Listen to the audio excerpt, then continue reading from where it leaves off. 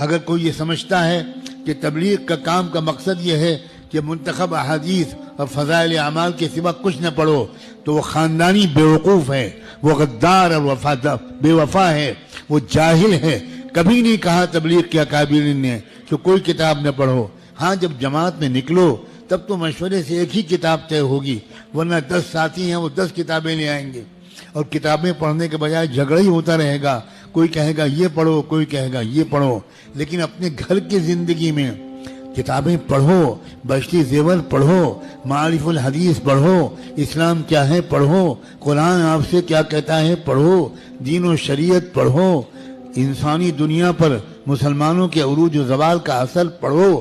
کیا تم جاہل رہنا پسند کرتے ہو؟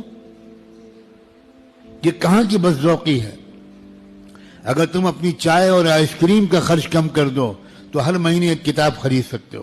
السلام علیکم ورحمۃ اللہ وبرکاتہ۔ ناظرین، امید ہے کہ آپ حضرات سب خیر و عافیت سے ہوں گے۔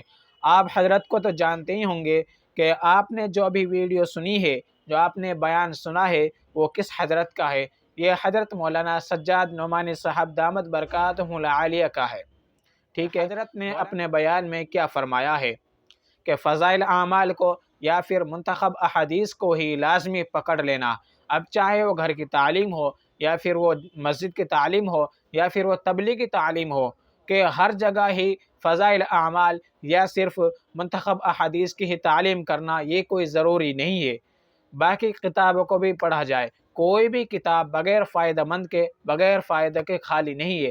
ہر کتاب میں کوئی نہ کوئی فائدہ ہے، لیکن اگر آپ کو اپنی اصلاح کے لیے یا پھر نبی اکرم صلی اللہ تعالی علیہ وسلم کی سیرت، نبی اکرم صلی اللہ تعالی علیہ وسلم کی زندگی کے بارے میں بہت ہی زیادہ جاننا ہے، تو آپ شمائل ترمذی کی تعلیم کیجئے۔ تو ترمذی شریف کے اخیر میں ایک کتاب ہے شمائل ترمذی، جو دورہ حدیث شریف میں پڑھائی جاتی ہے، تو اس کی تعلیم کیجئے، انشاءاللہ تعالی ان سے بہت زیادہ فائدہ ہونے والا ہے۔ جو ان دونوں کتابوں میں نبی اکرم صلی اللہ تعالی علیہ وسلم کی سیرت کے بارے میں زیادہ نہیں بتلایا گیا ہے، تو ہر وقت آپ انہی کتابوں کی تعلیم کرنا کوئی ضروری نہیں ہے۔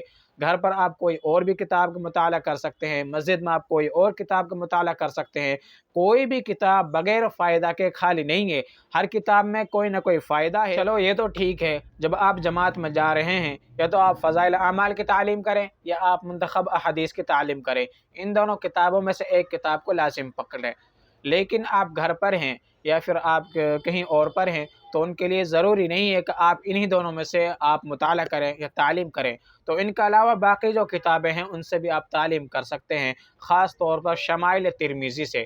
جو ترمذی شریف کا آخر میں کتاب ہے شمائل ترمذی، جس میں نبی اکرم صلی اللہ تعالی علیہ وسلم کی تمام سیرت، تمام زندگی کا تذکرہ ہے کہ نبی اکرم صلی اللہ تعالی علیہ وسلم نے اپنی زندگی کیسے گزاری تھی،